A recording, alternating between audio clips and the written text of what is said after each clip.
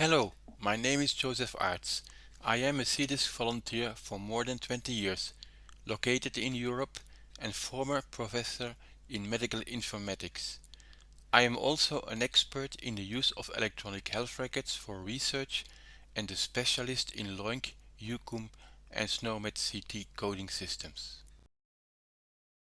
Here is the usual disclaimer.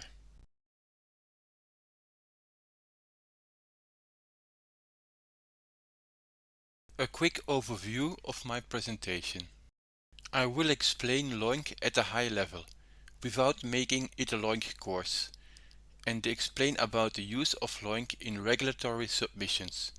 I will then go into details of the LOINC CDISC mapping and its extensions.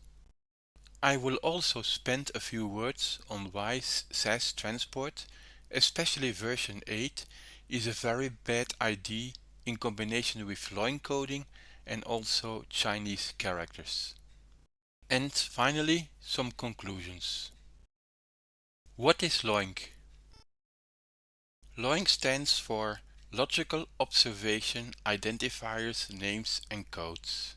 LOINC is a system that is very logical and not just a list, as with CDISC controlled terminology. LOINC is about observations, so not only about lab tests, although there are a lot of lab tests in it. It is about identifiers. Each LOINC code represents a unique test, which cannot be achieved by combination of SDTM variables using CDISC controlled terminology. And last but not least, it is about names and codes.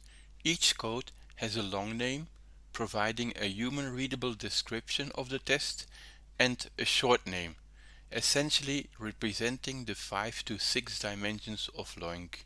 Also remark that there is no 8 nor 40 nor any other character limitation for short and long name. LOINC is a modern coding system. As said, LOINC is an extremely nicely designed system, not just a list. Without going into the details, as this would otherwise move the presentation into a full LOINC tutorial, every code represents 5 to 6 parts, the so-called dimensions of LOINC. Like here, the system being serum plasma, the compound being measured is glucose, the property that is measured is the mass concentration, the time aspect being now, meaning point in time, the scale being quantitative. Other examples for scale are ordinal and nominal.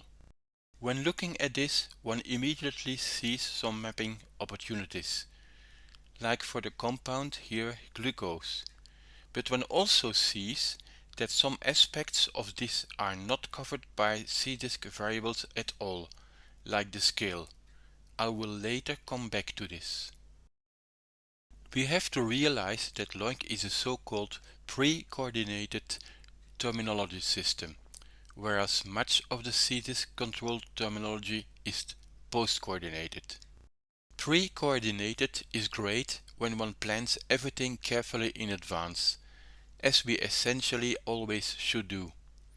It then means that one knows what type of results to expect and that there is no need to categorize and map tests and results into SDTM variables, as everything is predefined very well.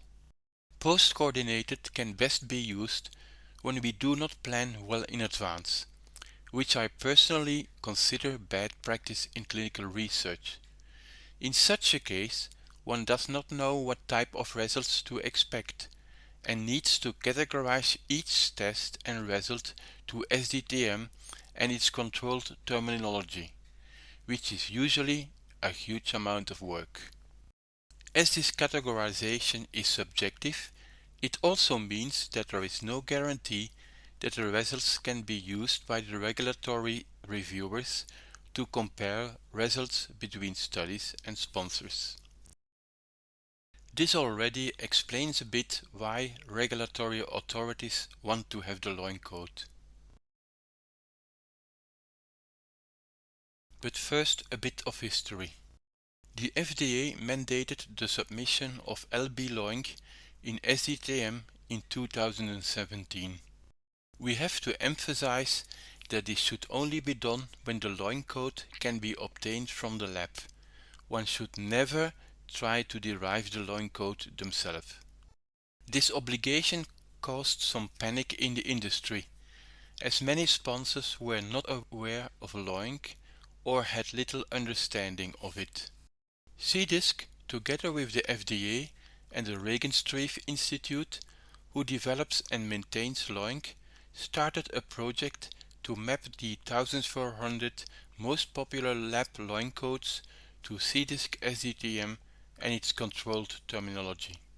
This mapping was published in 2020, but unfortunately only in the form of an Excel file, which makes it hard to use it for automation. So why this regulatory requirement? As said, due to the classic categorization needed into SCTM variables and their CT, which is subjective, there is no guarantee regulatory reviewers can compare lab results between studies and sponsors. Only when the LOINC code, which is the real unique identifier of the test, is available, this is possible. Another reason is very probably that in most electronic health record systems, the LOINC code is used as the unique identifier of the test or observation, surely not only for lab tests. In many countries, this is even mandated by law. Let us now have a look at the LOINC CDISC mapping and its extensions. The original LOINC CDISC mapping was published in 2020.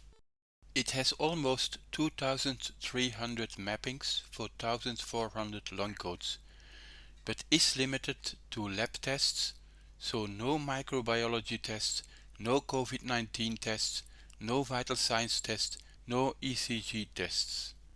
It was published as an Excel file, making it hard to use it for automation. It provides mappings from the LOINC code to, of course, LB test CD LB test with LB spec and LB method. Also to LB analysis method and LB log, the body location, and LB fast, the fasting status when necessary. It also proposes values for LB RSU, the unit, although the rest of the medical world is using UCUM notation, which is a much better system for units. And it sets values for LBTPT, the time point name, when necessary. One, however, also sees that it needed to introduce a whole set of new variables, as already stated, the set of SDTM variables used so far is insufficient to uniquely describe lab tests. This was finally also discovered by CDISC. Very soon, however, we found out that this mapping was completely insufficient for the use with real-world data, such as with electronic health records. This was not only due to the relatively low number of codes treated, but also that there were no mappings for microbiology, which is especially important for COVID-19 tests, but also the lack of mappings for vital signs, ECG, and so on. And we really needed a modern machine executable implementation. Therefore, we extended the mapping to over 10,000 LOINC codes, including mappings for about 160 COVID-19 microbiology tests and over 600 vital signs tests. And we implemented all these as a free RESTful web service. Let us have a look at the details of a mapping that was developed for one of the newly added LOINC codes. LOINC 10968-6, presence of glucose in urine by test strip, 4.5 hours post 75 gram glucose oral. This is a typical so-called glucose challenge test.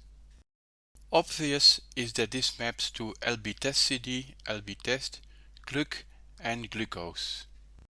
Also the mappings to LB-spec is urine and LB-method is test strip are obvious.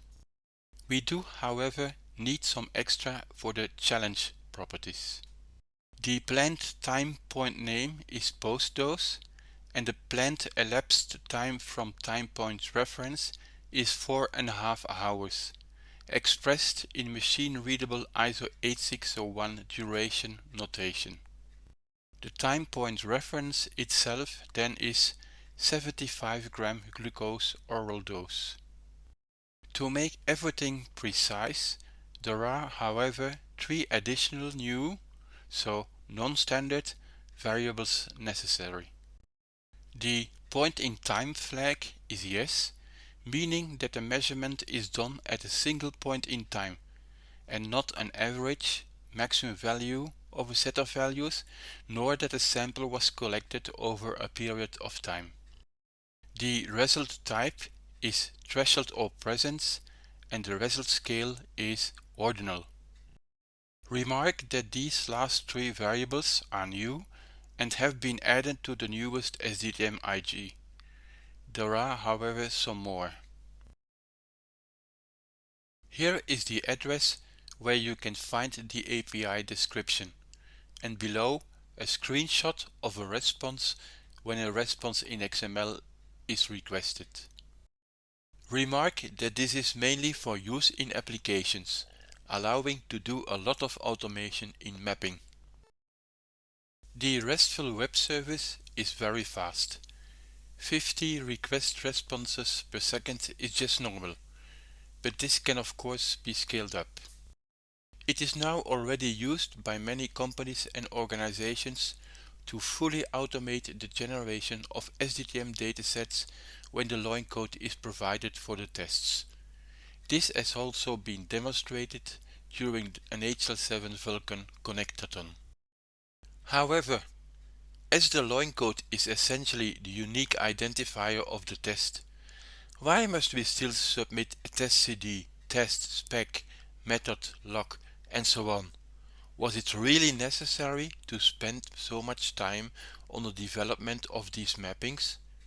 Or is this related to the primitiveness of review tools who cannot handle LOINC codes?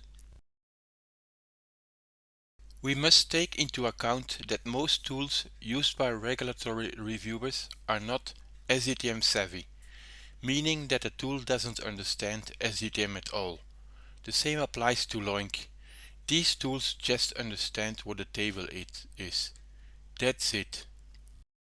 If these tools do not really understand SDTM nor LOINC, how can a reviewer know what the meaning of a specific LOINC code is?